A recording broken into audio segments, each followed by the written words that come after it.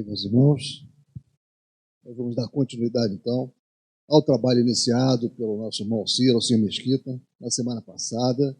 Como vocês devem estar lembrados, ele se propôs a fazer um resumo, e fez, da obra Diálogo com as Sombras, de Hermínio Miranda. Logo após nós temos encerrado aquele livro anterior, que nós estávamos estudando já por alguns meses, né, a diversidade dos carismas, né, ele se propôs a fazer esse resumo.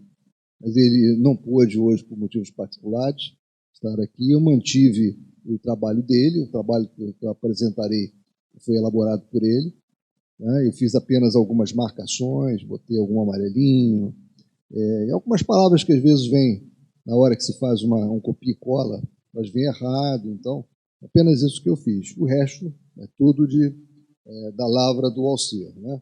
Em que ele tentou fazer essa sinopse do livro. Então, ele estava na parte que fala dos dialogadores, da característica do dialogador, né, que também é muito usado o termo doutrinador. Atualmente, não estamos mais usando isso, basicamente, né? Usamos a terminologia dialogador. Fica mais apropriada com o objetivo que se tem, né? Vocês podem ver que até o próprio título do livro que nós estamos estudando, do Hermínio Miranda, Diálogo com as Sombras, é diálogo. Não é doutrinando nas sombras, doutrinando as sombras, é diálogo com as sombras, é um diálogo. Então eu vou começar essa leitura e a gente vai fazendo alguns comentários. Ele está falando aqui agora de recomendações e características que são muito importantes para aquele que quer ter esse trabalho, né? Participar desse trabalho, se inserir no trabalho de dialogação. Então a sua formação doutrinária é de extrema importância, não podemos esquecer do estudo.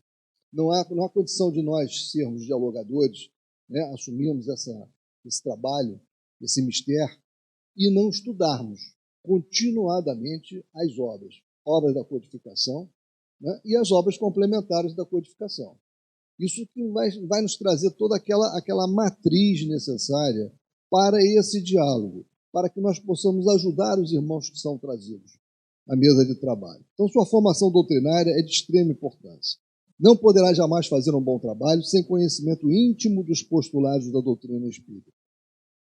Entre os espíritos que lhe são trazidos para atendimento, há argumentadores prodigiosamente inteligentes, bem preparados e experimentados em diferentes técnicas de debate, dotados de excelente dialética.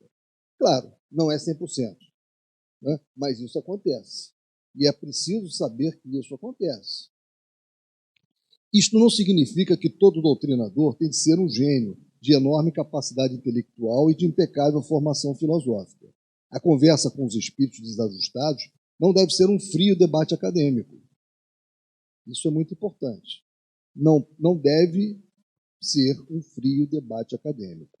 Se o dirigente encarnado dos trabalhos está bem familiarizado com as obras fundamentais do Espiritismo, ele encontrará sempre o que dizer ao manifestante, ainda que não esteja no mesmo nível intelectual dele. O confronto aqui, e isso é de singular importância, pessoal, o confronto aqui não é de inteligências, nem de culturas, é de corações e de sentimentos. Né? Eu me lembro que na semana passada, a Gisilda até fez uma intervenção, né? Aclarou um pouco mais, né? Não estava se falando da capacidade intelectual, condição de argumentação daqueles que são trazidos aqui, e ela argumentou com muita propriedade que aqueles que são trazidos aqui são trazidos também com extrema dor, com muito desequilíbrio, são muito necessitados de paciência, necessitados de amor, de compreensão, né? E necessitados de falar. Nós vamos ver mais adiante que isso é importante. O dialogador precisa ainda ser uma criatura de fé viva. Fé é fundamental em todos os lances, em todos os movimentos que nós fazemos na nossa vida. Fé viva, positiva, inabalável. Ele não pode dar aquilo que não tem. Se me perguntassem, diz Hermínio, qual o elemento mais importante na estrutura da personalidade do dialogador, eu não saberia dizer, mas ficaria indeciso entre a fé e o amor, sobre o qual ainda falaremos adiante. Que tipo de fé?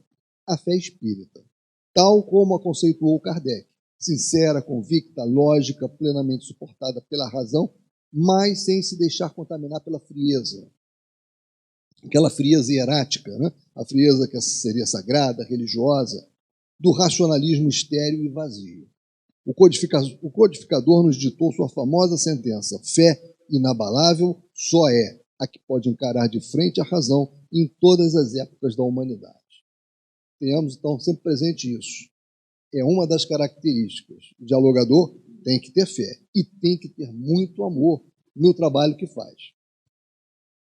Até porque os desafios desse diálogo, eles são grandes.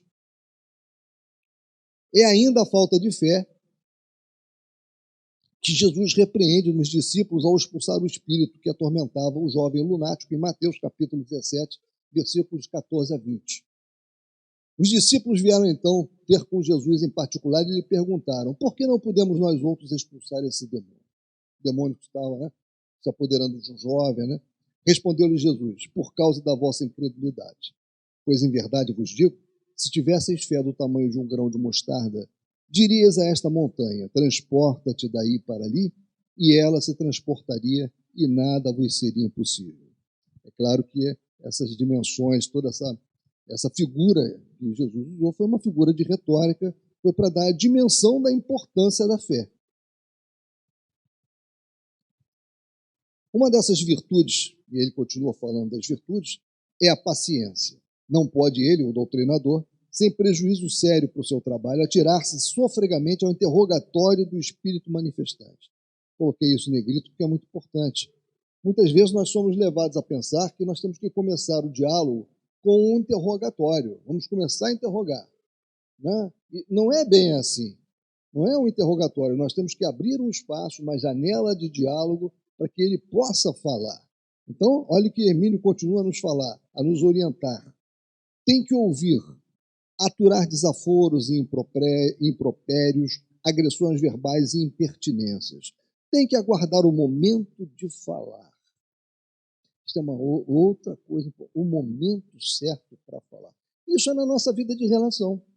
Quanto mais nós vamos amadurecendo, nós aplicamos o quê? Aplicamos isso. Nós sabemos que nós, como estamos dialogando com alguém que muitas das vezes pensa diferente de nós temos que ter a estratégia de encontrar o momento certo para falar e não começar a falar sem dar oportunidade para outra pessoa nos comentar o que ela acha daquilo tudo, daquela situação, do assunto que está sendo tratado. Então, tem que aguardar o momento de falar. Para isso, necessita de outra qualidade pessoal, não particularmente rara, mas que precisa ser cultivada, quando não despertada: a sensibilidade, que o levará a sentir pacientemente o terreno estranho, difícil e desconhecido em que pisa, as reações do espírito procurando localizar os pontos em que o manifestante, o espírito, por sua vez, seja mais sensível e acessível. Não podemos perder de vista isso. Nós estamos falando com uma criatura que já esteve encarnada como nós estamos hoje. Teve experimentações como nós estamos tendo hoje, entendeu? É um ser que poderia estar encarnado agora, só que no momento está na erraticidade e sofrendo muito, com problemas. Nós temos que entender, nós estamos nesse diálogo.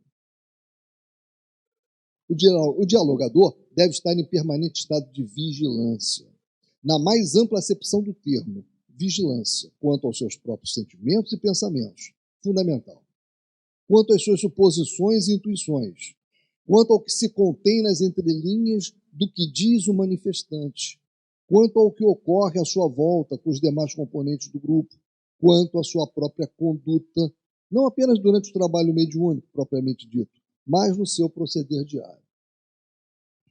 Lembremos ainda uma qualidade, o destemor. Já disse a Lourdes que em trabalho mediúnico temos que ser destemidos, sem ser temerários.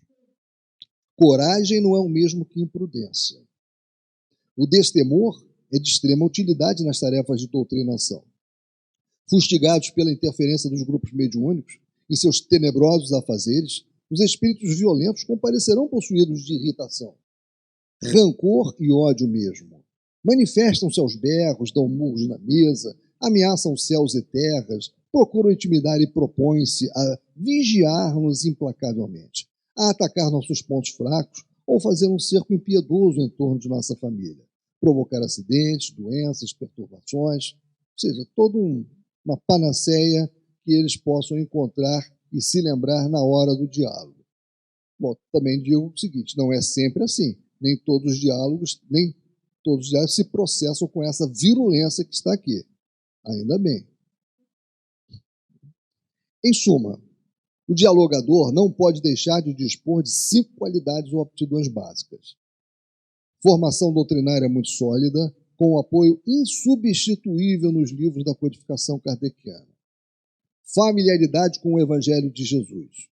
Autoridade moral, fé, amor. Quem trabalha nessa área precisa estar sempre abrindo o livro dos médiuns, lendo um pouquinho mais, observando um item que passou e precisava ser melhor analisado, sempre abrindo o Evangelho segundo o Espiritismo, né? E, evidentemente, o Livro dos Espíritos é livro de cabeceira. É livro para nós, eu chamo o Livro dos Espíritos de livro axilar, né? Tê-lo sempre conosco aqui, né? Porque ele engloba todos os demais livros da codificação. Se nós não tivermos tempo, temos que nos aplicar nele profundamente. As demais são desejáveis, as demais características, né? Importantes também, mas não tão críticas. E aí ele cita: o dialogador precisa ter paciência, sensibilidade, tato, energia, vigilância, humildade, o que é difícil, destemor e prudência.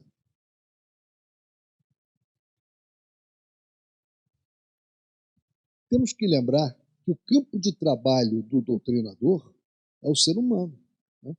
O ser humano encarnado ou desencarnado vive no clima da emoção, pressionado ou sustentado por ela, levado por ela às furnas mais profundas da dor e da revolta, ou alçado aos píncaros da felicidade e da paz. Ela nos afeta, mesmo quando ocasionalmente parece não existir em nós. É oportuno lembrar que emoção, etimologicamente, quer dizer ato de deslocar, ou seja, mover. Arrastado pela emoção, o espírito se desloca, num sentido ou no outro, caminhando para as trevas de sofrimentos inenarráveis ou subindo para os planos superiores da realização pessoal. Segundo ele, se deixe dominar pelo ódio ou se entregue ao amor. Esse deslocamento o conduz a extremos de paixão, que o esmaga, ou a culminâncias de devotamento, que o santifica, e muitas vezes, em estágios ainda inferiores da evolução, confunde-se em nós a realidade ódio-amor. E nos confundimos nela e com ela, porque é comum tocarem-se os extremos. E nós, no nosso dia a dia, na nossa vida, nós sabemos como isso é verdade, né? Essa linha tênue entre ódio e amor. O trabalho de desobsessão não deve ignorar essa realidade. Frequentemente, o processo da desobsessão se desencadeia de maneira paradoxal. Por amor, e é lembrando esse aspecto que conseguimos, às vezes, ajudar os irmãos que se atormentam mutuamente a colocarem um ponto final nas suas angústias. O que acontece é que temos em nós todos um instinto egoísta, e quase todos os instintos são egoístas, de conservar a posse total do objeto de nossa preferência ou afeição, a esposa, o esposo, o filho, o dinheiro, a posição social, o poder. Suponhamos que a esposa nos traia, que o filho nos rejeite, que o dinheiro ou o poder nos sejam arrebatados. Passamos imediatamente a odiar os que nos privaram da posse daquilo que amamos ou valorizamos. Com isto, percebemos que o amor e o ódio são duas faces de uma só realidade, luz e sombra, que em determinado ponto se absorveram, absorveram-se uma na outra, criando uma opressiva atmosfera de penumbra, na qual perdemos a visão dos caminhos e o senso da direção. Para desfazer esse clima de crepúsculo que agonia e desorienta o espírito, é preciso ajudá-lo a identificar bem seus sentimentos, a fim de separá-los. O Alcir já fez essa referência, né, essa menção a isso, mas a leitura desse livro é indispensável. Então, o que nós estamos passando aqui, o que o Alcir passou e o que ele preparou e eu agora estou passando para vocês, é mais assim uma pitada de estímulo, né? Porque aqui tem muito mais coisa. Aqui, por exemplo, Hermínio conta de um caso que se passou no grupo onde ele trabalhava, de o espírito de uma mulher que estava há 130 anos, vejam, há 130 anos na erraticidade, nutrindo um ódio muito grande por um homem que ela havia feito uma série de... abriu mão de muitas coisas na vida dela e viu que nada daquilo valeu a pena. E quando ela desencarnou, ela levou essa mágoa, essa dor. E esse homem, que daquela época era um trabalhador do grupo de Hermínio Miranda. Então eles tiveram um trabalho grande, demorado, para poder resolver esse impasse do passado, que surgiu com essa relação difícil de amor e ódio. Então, é um livro que nos traz muita coisa interessante. Deve ser lido. Isso aqui é só um experimento, né? É aquela prova. Orar por aqueles, e aí ele vai falar de uma coisa muito importante, a oração. Orar por aqueles que nos perseguem não é apenas um preceito evangélico teórico, e já seria muito, por certo. É um ensinamento do mais elevado valor prático ante os companheiros com os quais nos desentendemos no passado. O rancor que sentem por nós sobreexiste ou se dilui segundo nossas próprias reações, sempre observadas atentamente pelos nossos cobradores. Se os odiamos também, o ódio que nos votam sustenta-se, fica estimulado, persiste, atravessa os séculos e os milênios. Isto é uma realidade terrível que multidões de sofredores ignoram, lamentavelmente. Se deixamos de odiar e passamos a orar por aquele que nos atormenta, libertamos pelo menos dois seres, a nós e a ele, além de outros que possam estar comprometidos no processo. Nunca será suficientemente enfatizada a importância deste conceito em trabalhos de desobsessão. Isto é válido também e como para a maneira pela qual recebemos nossos irmãos em desajuste e com eles dialogamos. Por isso que se procura sempre, nós temos o apoio vibratório, né? Poderíamos ter mais, né? Não se deve cingir o apoio vibratório, né? Ao trabalho apenas a 2 ou 3 pessoas. É que às vezes estamos limitados a isso, mas deveríamos ter até mais pessoas. Isso é muito importante, é o trabalho de sustentação vibratória. Né? E muitas das vezes é preciso que aquele que está na sustentação vibratória dê um apoio ao médium. Né? Porque não só o dialogador muitas vezes está preocupado com aquele diálogo que está sendo feito. E aquele que é o apoiador, que está na vibração, ele pode fazer a imposição de mãos. Eu não estou falando passe. Passe é movimento. Mas fazer a imposição de mãos. Que o dialogador pode fazer também, é claro. Mas a imposição de mãos sobre a cabeça, né? A imposição de mãos sobre o plexo solar, caso o médium esteja tendo dificuldade, tá? Exatamente naquele momento do entrosamento com o perispírito do espírito desencarnado. Ou seja, há todo um trabalho que tem que ser feito aqui para que isso aconteça direito, para que as coisas aconteçam bem. Então temos que ter amor, temos que ter muita oração, porque isso é fundamental, temos que ter um apoio energético, vibracional muito forte. Muitos dramas cujos vagalhões vêm rebentar em nossas mesas de trabalho mediúnico têm o seu núcleo principal na terrível paixão pelo poder. Um espírito disse-me certa vez, em que dialogávamos: sempre fui grande.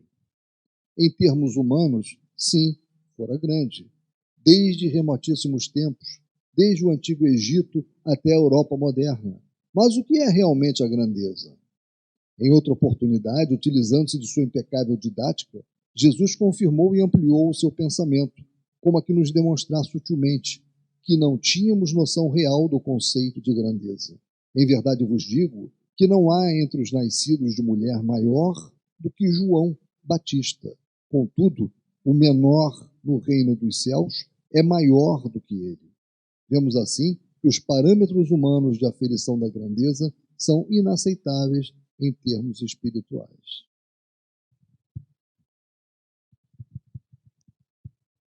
Vaidade e orgulho, grandes escolhas que nós temos que enfrentar, né? Todos nós. Muitos são os que nos visitam nas sessões mediúnicas em estado de exaltação vaidosa.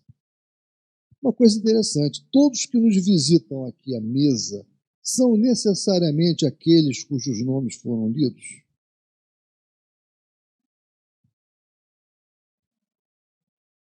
Nem sempre, né? Nem sempre. E por que nem sempre são aqueles cujos nomes foram lidos? Porque quem coordena os trabalhos é o plano espiritual. Quem administra, quem prepara é o plano espiritual. Nós somos adjuvantes. Nós somos cooperadores, necessários sim. Porque se nós não fôssemos necessários, eles não trariam para a mesa mediúnica entidades que tanto necessitam desse diálogo.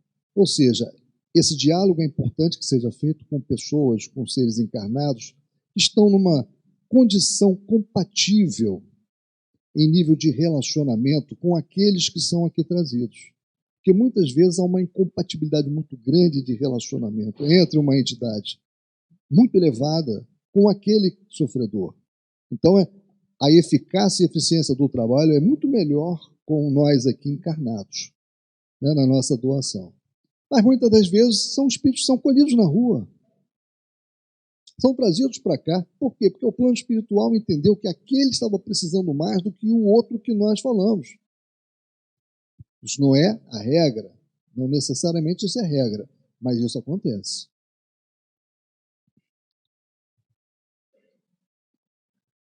Muitos são os que nos visitam, não sei se eu li tudo. Não. Muitos são os que nos visitam nas sessões mediúnicas em estado de exaltação vaidosa. Há os que se julgam, eu me lembrei disso por causa desses, muitos são os que nos visitam. Nem todos que nos visitam são aqueles que nós colocamos o nome, por isso que eu me lembrei de falar isso. Há os que se julgam muito belos ou belas, os que ostentam condecorações, joias, mantos, séquitos de servidores e acólitos, bem como os que alardeiam conhecimentos intelectuais estupendos. Um desses foi enfático. Dirigiu uma organização que mantinha espíritos aprisionados sob as mais abjetas condições do submundo das dores. Ao apresentar-se, falou imediatamente sobre si mesmo. Era belo, poderoso, divino. Você me vê? Pergunta-me. Sempre fora importante. É o senhor daquela região. O médium havia sido levado por desprendimento. Tem ali muitos prisioneiros, guardados por um velho que em tempos passados fora seu escravo e que chicoteou em nossa presença. Quanto a mim Hermínio, devo-lhe algo muito sério, pois lhe arrebatei alguém que estava destinado a ficar também como prisioneiro em seus tenebrosos domínios.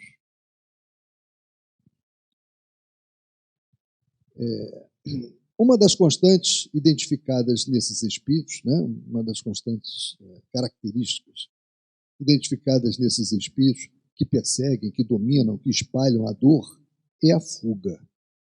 Fogem de si mesmos, das suas próprias dores, das suas angústias e frustrações. Sejam quais forem as justificativas que invoquem para as suas atitudes, quando as apresentam, o mecanismo é sempre o mesmo. Procuram esquecer seus próprios crimes e aflições. Adiar o encontro com a verdade. Anestesiar-se na insensibilidade pelo cruel e desumano processo de acostumar-se à fria contemplação da dor alheia. É preciso entendê-los bem. Não são monstros irrecuperáveis que merecem o santo horror e a condenação eterna. Não são seres desprezíveis que tenhamos de abandonar a sua própria sorte para sempre. Temos que nos aproximar deles com sentimento de amor fraterno e de compreensão. Não com nojo, como se fôssemos os redimidos e eles os réprobos perdidos em seus crimes. Temos de entender que estão em fuga. A couraça de que se revestem é mais frágil do que parece e não é impenetrável aos fluidos sutis do amor. Defendem-se da dor atacando, agredindo, maltratando. Tentam cicatrizar suas próprias feridas, abrindo ferimentos em outros corações. Por isso que nós temos, o dialogador tem que ter todo aquele tato, tem que ter muito amor no coração. né? Tem que ter muita prudência. Tem que saber o momento certo de falar. O médium é um ser humano ultrassensível, de psicologia complexa, incumbido de transmitir o pensamento de um desencarnado. Mas está muito longe de ser mero aparelho mecânico de comunicação, como um telefone ou um rádio, muito embora se fale em sintonia e vibrações quando a ele nos referimos. Suas faculdades sofrem influências várias do ambiente, do seu estado de saúde, da sua problemática íntima, da sua fé ou ausência dela, do seu interesse no trabalho, que pode flutuar da sua capacidade de concentração, da sua confiança nos companheiros que o cercam e, especialmente, no dirigente do grupo e, obviamente, nos espíritos manifestantes.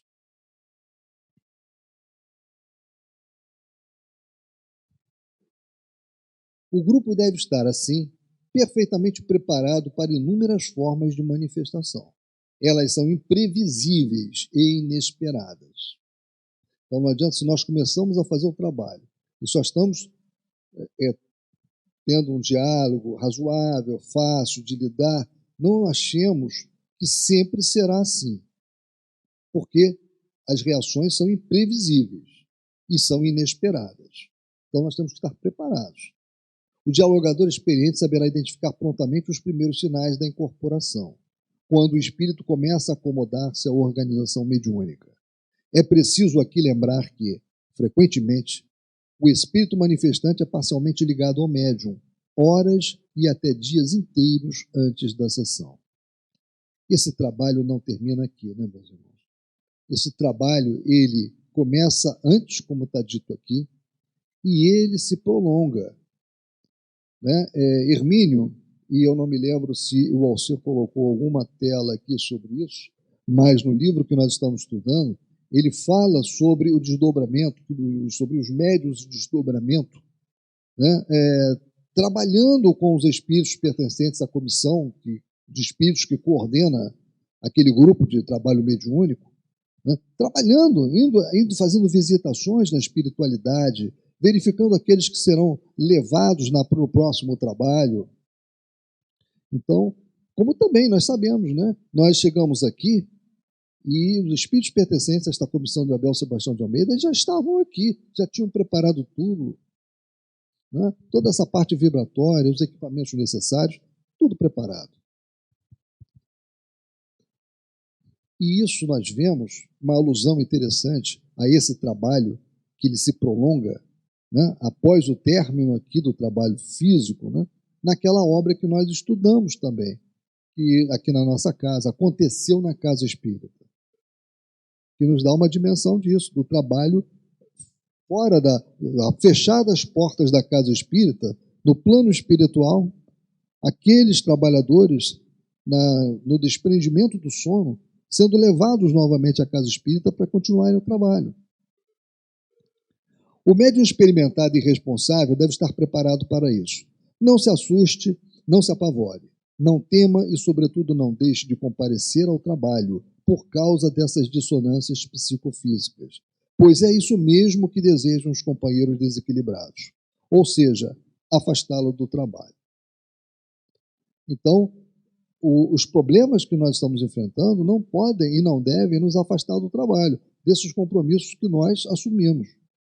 Mas nós precisamos estar constantemente nos preparando, corrigindo os nossos defeitos. E como é que nós fazemos isso? Um mergulho em si mesmo, né? Aquela perguntar como é que eu fiz, o que é que eu fiz de errado e o que é que eu preciso fazer para me melhorar. E Hermínio já falou aqui às escâncaras, né, o que é preciso: estudar, estudar e estudar, conhecer a doutrina, ter muito amor por aquele com o qual vai lidar, ter paciência, ter prudência. Geralmente, cada médium tem seu próprio estilo para indicar o início da comunicação.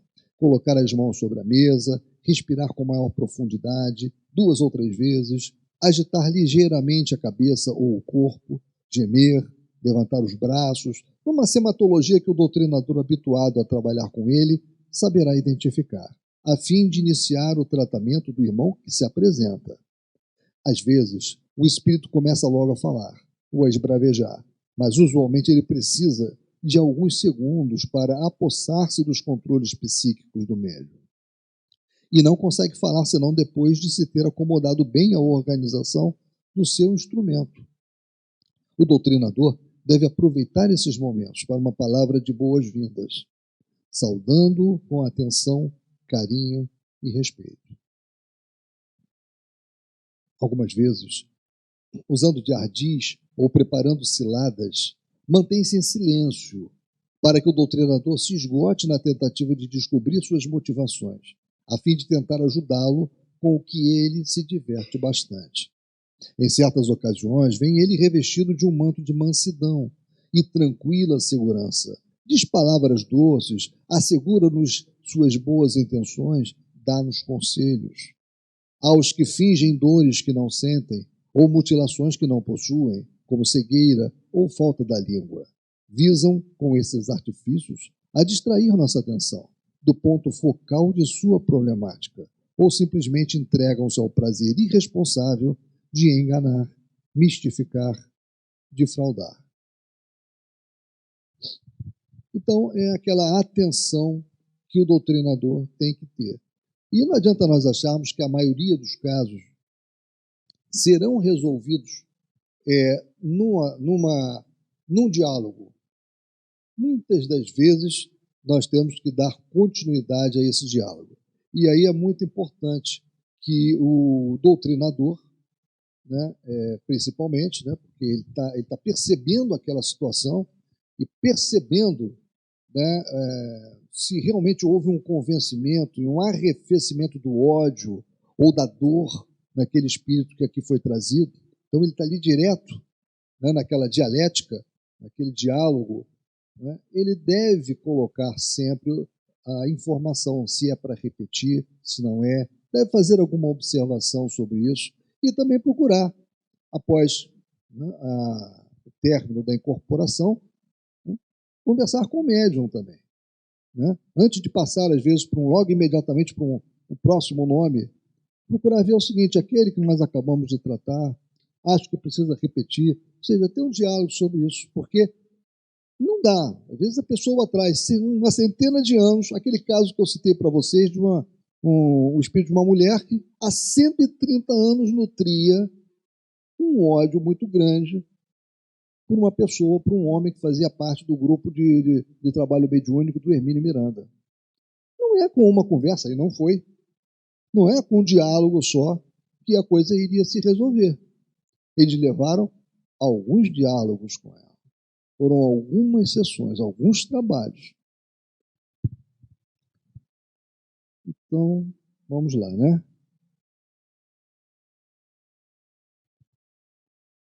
Qualquer que seja a abertura da comunicação, o doutrinador deve esperar com paciência, depois de receber o companheiro com uma saudação sinceramente cortês e respeitosa.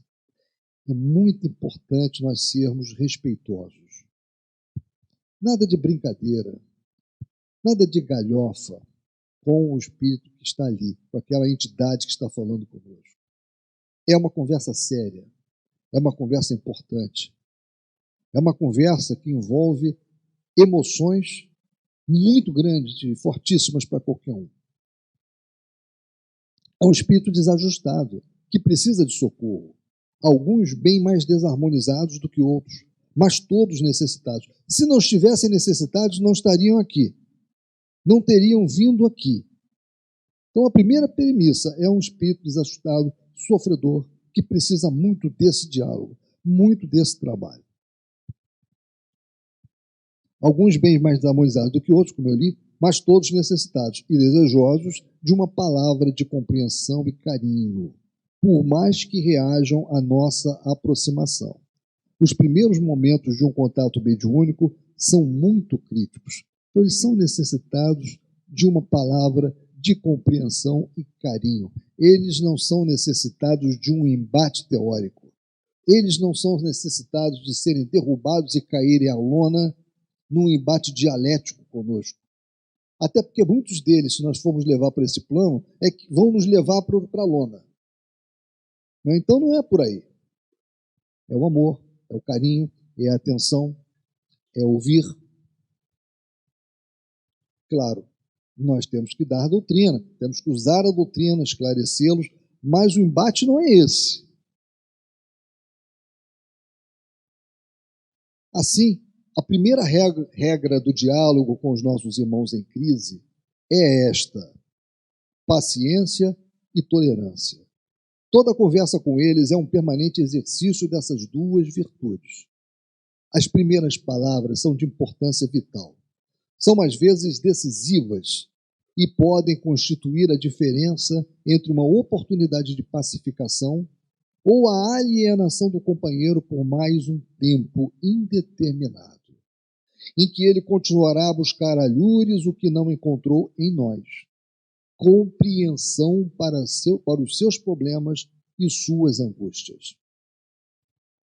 Muita coisa vai depender no desenrolar do trabalho, da maneira pela qual recebemos os nossos irmãos em crise. Nunca é demais lembrar e insistir. Eles precisam de nós, justamente porque não conseguem sair sozinhos das suas dificuldades, das suas perplexidades, dos seus sofismas, da sua auto-hipnose. Né? Ou seja, muitas das vezes eles constroem argumentos pessoais que tentam validar logicamente o comportamento deles. É por isso que Hermínio usa o termo sofista. Né? Ou seja, eles partem de informações certas para conclusões erradas ou de conclusão errada buscando uma informação certa. E o nosso contato com eles, ele tem que ser com muito amor, com muito carinho, com muito tato, com muita sabedoria, eu diria. Eu estou procurando aqui, tem um livro que eu gosto muito, eu ganhei esse livro de presente, foi um excelente presente que eu recebi. Esse livro aqui, que eu já falei sobre ele, e também recomendo, né? Diálogo com os Médiuns, orientações sobre a desobsessão. É um livro que foi organizado por Mário Coelho, mas que traz os diálogos de altivo com os médiuns, com os doutrinadores do Centro Leon Denis, com os dirigentes de trabalho, e ele toca em tudo isso aqui que nós estamos falando, com um linguajar muito fácil. É uma conversa, porque o organizador procurou, isso foi gravado, né? Essas conversas foram gravadas, e o organizador ele foi muito cioso em colocar nesse livro exatamente as palavras tais como ditas pelo altivo. Né? Então tem um momento aqui que pergunta ao altivo sobre isso, sobre embate, que o espírito provocou muito, né? Um doutrinador. Eu não vou ler muita coisa, porque como é uma conversa de altivo, vocês devem imaginar que ele levou um bom tempo falando sobre o assunto. Mas eu vou destacar o que nós já falamos. Diz ele: outra coisa em que o doutrinador tem que prestar atenção é na sua atitude. Não responder às provocações, porque você começa a entrar na provocação do fulano e ele passa a dizer as coisas só para provocar. Vocês não esqueçam, ele estava falando para o grupo, o espírito pode ser inferior, mas se ele for inteligente e observador, vê a nossa dificuldade. Como nós encontramos isso na mesa? O espírito percebe a nossa fraqueza, percebe a nossa dificuldade, percebe aonde está a nossa vaidade, e ele atira ali, ele provoca ali. Às vezes palavras do tipo: eu estou melhor do que você que está encarnado. Se nós não tivermos cuidado, nós vamos entrar no embate com ele ali. E é tudo que ele quer, porque aí sai do foco. O foco é outro. Ele foi trazido porque ele está com ódio, ele está aproximando de uma pessoa, está sendo maléfico com alguém, mas aí nós vamos começar a brigar com ele. Quem é que está melhor nesse negócio aqui? É o que ele quer. Fizemos o trabalho que ele queria. Então temos que ter atenção, prudência, muita prudência. E essa argumentação do doutrinador, ela vem, nós temos que incorporar tudo que o Hermínio está falando aqui. São características pessoais que nós temos que trabalhar.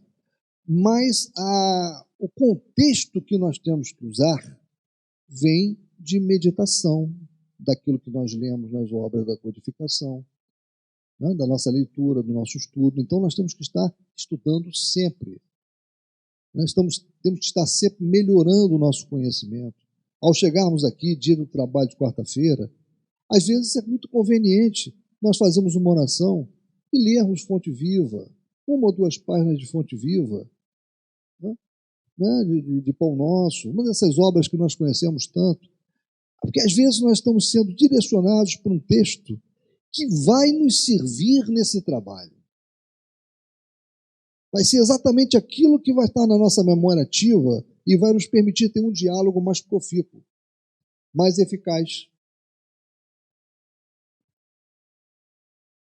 Esperemos do espírito manifestante uma eloquente manifestação de revolta, rancor, desespero, aflição, desencanto ou perplexidade, segundo a natureza dos problemas que os abrasam.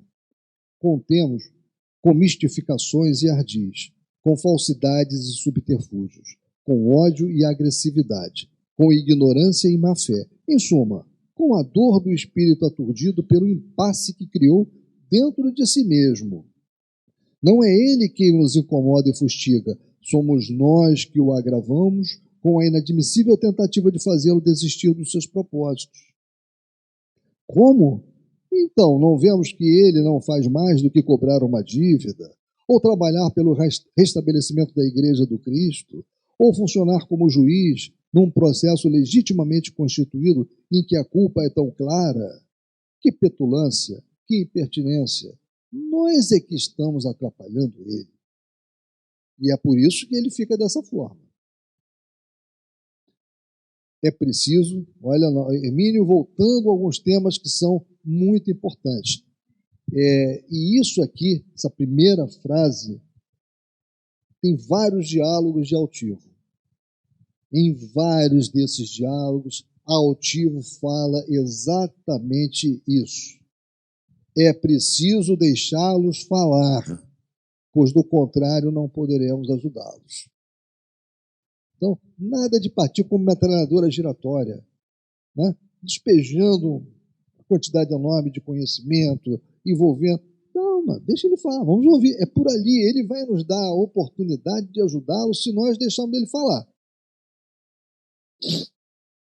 É necessário conhecer a sua história, suas motivações e suas razões. E ainda que relutem, demorem e usem de 1001 artifícios, eles acabam revelando a razão de sua presença no grupo. O longo trato com eles nos ensina que têm um hábito peculiar de pensar alto.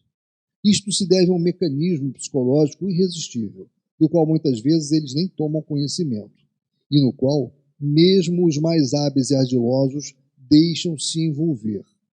É que o médium lhes capta o pensamento. Nós já estudamos bastante isso na diversidade dos carismas. O contato é pensamento. Ele nos manda um pensamento. Então, o médium lhes capta o pensamento, e não a palavra falada. Porque é fácil eu falar uma coisa e estar pensando outra. Então, eu posso estar falando algo que não traduz nem um pouco aquilo que eu penso, e aquele interlocutor não consegue saber se aquilo é verdade ou não. Mas o médium capta o pensamento. Então é que o médium lhes capta o pensamento, e não a palavra falada. Se o médium se limitasse a transmitir-lhes a palavra, mesmo assim eles acabariam por revelar as suas verdadeiras posições, embora pudessem sonegar a verdade por maior espaço de tempo. Mas é do próprio dispositivo mediúnico converter em palavras e gestos aquilo que o espírito elabora na sua mente.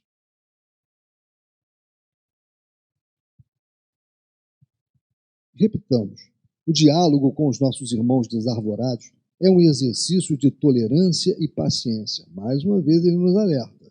E acrescentamos, muito amor. E tem que ter. À medida que ele se desenrola, estejamos atentos, mantenhamos-nos compreensivos e discretos. É uma tentativa de entendimento, não uma discussão, uma contenda, uma disputa. O que interessa neste momento não é ganhar a briga, mas estudar com empatia. Novamente a palavra mágica, empatia. o drama que aflige o companheiro. Não importa que ele leve a melhor no debate, que nos agrida, ameace e procure intimidar-nos. Frequentemente ocorre ser ele muito mais treinado em pelejas dessa categoria do que o doutrinador. Foi tribuno, orador, escritor, pensador, teólogo, enfrentou grandes debatedores, argumentou em causas importantes, adquiriu cultura e aprendeu a manejar a palavra como poucos. Leva nítida vantagem sobre o doutrinador, que, por mais bem preparado que seja, está contido pelos dispositivos da encarnação e, na maioria das vezes, ignorante de fatos importantes que o espírito conhece e manipula com inteligência e acuidade. Seria, pois, ingênua e perigosa imprudência tentar superá-lo. É um diálogo de amor. É nesse campo que nós temos que trabalhar. O dialogador tem que trabalhar neste campo. Estejamos certos de encontrar sempre da parte deles o desejo de nos arrastar à discussão azeda e violenta. Lembra do exemplo que eu dei? Ele chega e começa a dizer que estou melhor que você. Ele está querendo nos arrastar. É o campo dele. É o clima que convém aos seus propósitos. Na sua dolorosa e compreensível inconsciência, usarão de todos os recursos ao seu alcance para atingir esse fim. Quantas vezes tenho ouvido agressões iniciais e reiteradas como estas? Fale como homem. Não suporto essa voz melíflua. Será que você não tem sangue nas veias? Não seja covarde. Está com medo? Calma, paciência, tolerância. Não altere a voz. Não se deixe irritar. Não reaja da maneira que ele espera, pois assim não conseguirá ajudá-lo. Resista, mas resista mesmo ao impulso de responder-lhe à altura, mesmo que tenha um argumento que parece decisivo. E isso aqui acontece no nosso dia a dia, principalmente quem atua nas lides jurídicas, vê isso acontecer demais nas audiências. Os advogados, alguns, mais experientes, quando pegam um advogado menos experiente do outro lado, eles procuram provocar, procuram desestabilizar. E quando o outro advogado entra nessa seara da desestabilização, fatalmente ele vai perder a razão. Ele vai deixar de fazer o trabalho que ele tem que fazer. Tribunal do júri é todo dia isso, então. Mas isso acontece na justiça do trabalho, isso acontece na justiça civil, acontece o tempo todo na criminal. Esse tipo de habilidade que alguns têm de provocar, e provocando, tirar todo o equilíbrio do contendor. Não aceitaremos a intimidação, mas não a devolveremos com uma palavra ou um gesto de desafio, de provocação. É necessário não intimidar-se diante da bravata, mas sem cometer o engano de ridicularizá-la. Não devemos ridicularizar. Há uma diferença considerável em ser intimorato e ser temerário.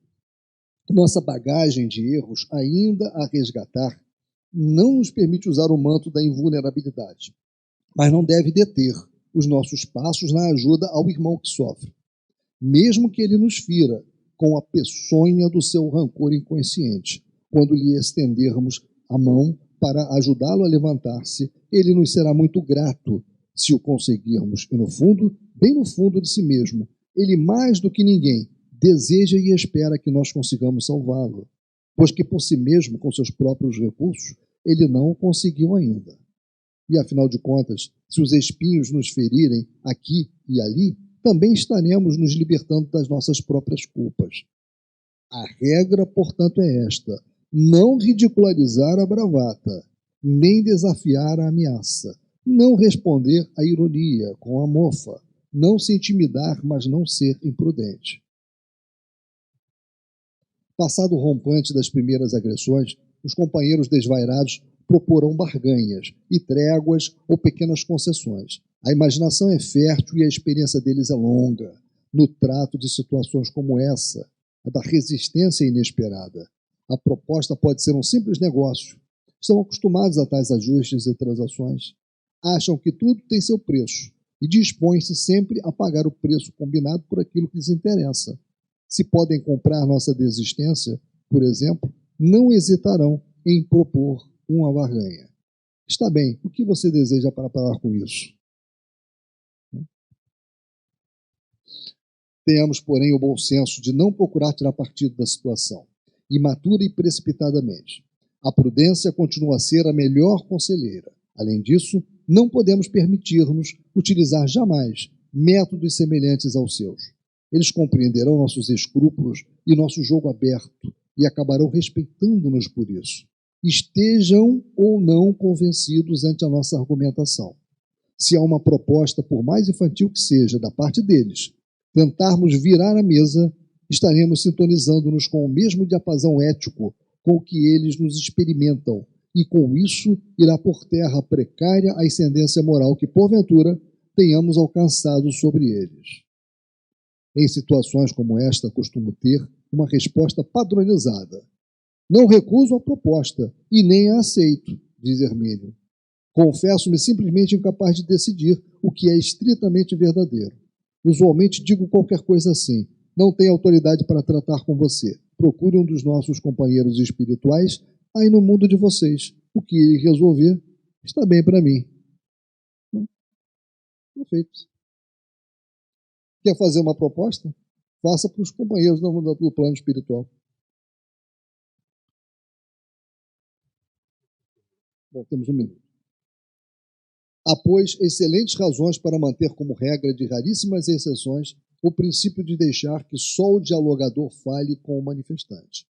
E é através daquele que atuam os espíritos orientadores, que ficariam com seu esforço dispersado se tivessem que dar atenção e atuar via intuição sobre todos os componentes do grupo incumbidos ou autorizados a falar com o espírito. Ou seja, é aquele dialogador, não um monte de gente agindo junto com o dialogador.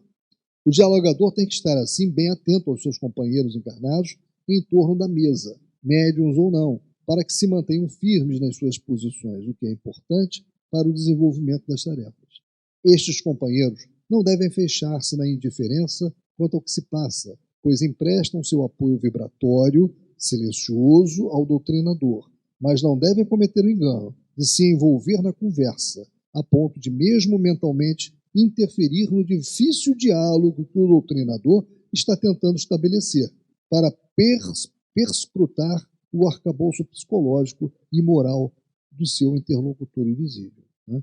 Temos que agir, temos que fazer aquele trabalho de apoio, né? Imposição de mãos se for necessário, aqueles que estão no apoio vibratório, né? Na cabeça, no plexo solar, se for necessário, oração, mas o dialogador está no trabalho dele. Temos que respeitar isso e não atrapalhar. Bem, meus irmãos, o horário é implacável. Eu acho que eu cheguei próximo do final, né?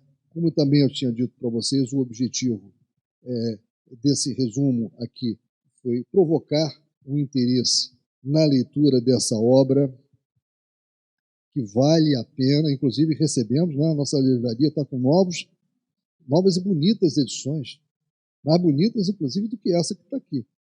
Entendeu? Uma capa mais bonita até. Então, tem disponível na nossa livraria. Vale a pena. Quem está no trabalho mediúnico deve ler esta obra.